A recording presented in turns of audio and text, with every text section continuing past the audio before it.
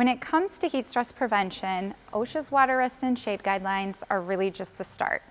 While it does lay the groundwork, a complete program goes beyond the basics to also include advanced cooling technologies to keep workers safe both outdoors as well as in. So let's break down the two main types of cooling PPE and technologies and talk about how easy they are to use and when and where you would utilize each.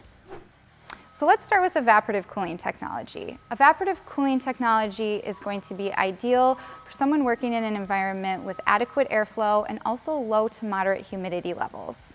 To activate an evaporative cooling product, you are going to want to fully saturate the product in water and then expose it to airflow. It's that easy.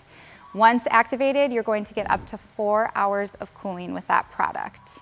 Evaporative cooling products come in a variety of different models and styles. You can find them in vest form to help regulate your core body temperature even better, or you can find it in accessories, whether that be cooling bandanas, cooling towels, or hard hat attachment accessories.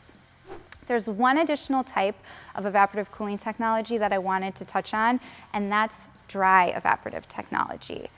Dry evaporative cooling technology is different from wet evaporative in that the wearer stays dry 100% of the time. Just as easy to activate by filling the vest with water, and then you're going to get up to 3 days of cooling with that cooling technology.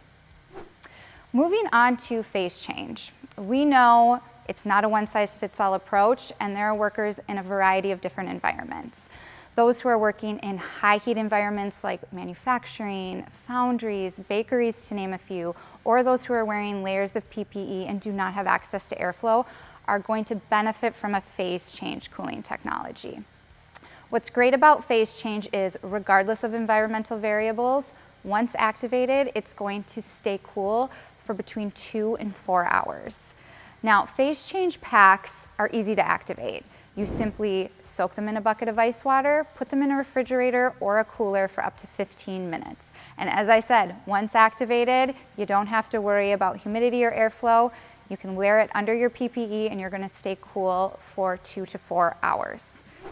For more information on cooling PPE and heat stress basic awareness, search heat stress on our Tenacious blog at Ergodyne.com.